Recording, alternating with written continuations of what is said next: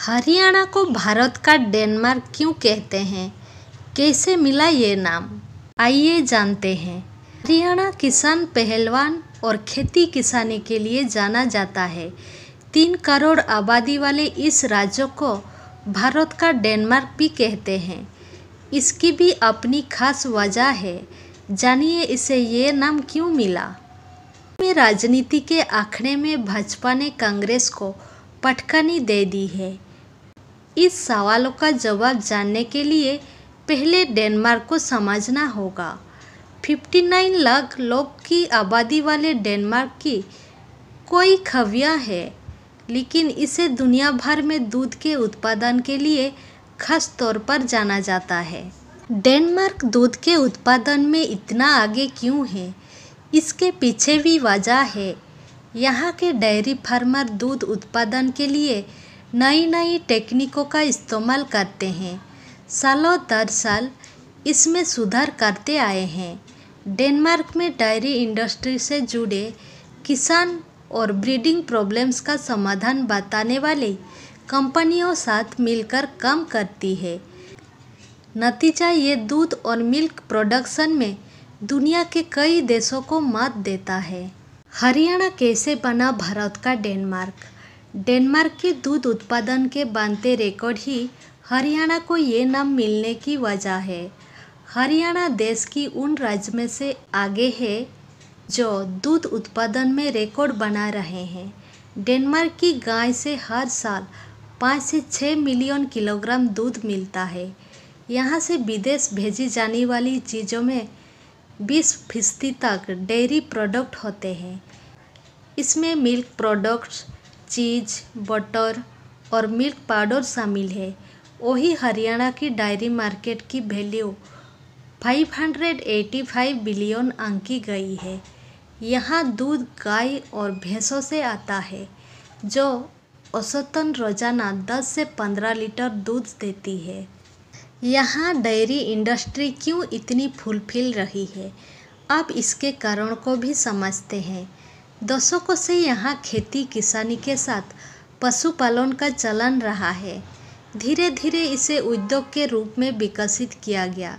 इसमें अहम भूमिका निभाई मिल्क सोसाइटीज़ ने। कर्नाल का नेशनल डायरी रिसर्च इंस्टीट्यूट हिसाब का central institute for research on buffaloes पशुओं की नई नस्ल तैयार कर रहा है।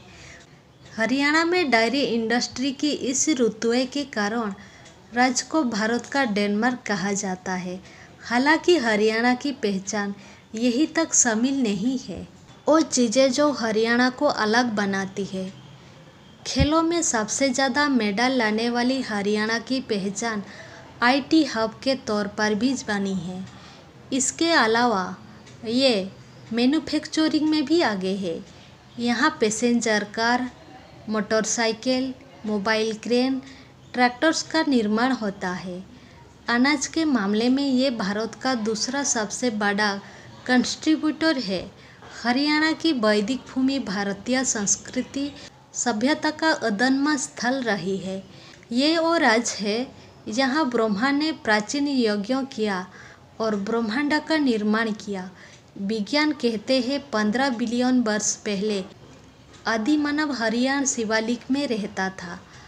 वामन पुराण में कहा गया है कि राजा कुरु ने भगवान शिव के नंदी द्वारा खींचे गए सोने के हाल से कुरुक्षेत्र मैदान को जीता और 7 कोस के क्षेत्रों को वापस हासिल किया। इस धरती पर संत वेद व्यास ने महाभारत की रचना की थी। यहीं पर 5000 साल पहले भगवान कृष्ण ने महाभारत के युद्ध की शुरुआत में अर्जुन को कर्तव्य का उपदेश दिया था।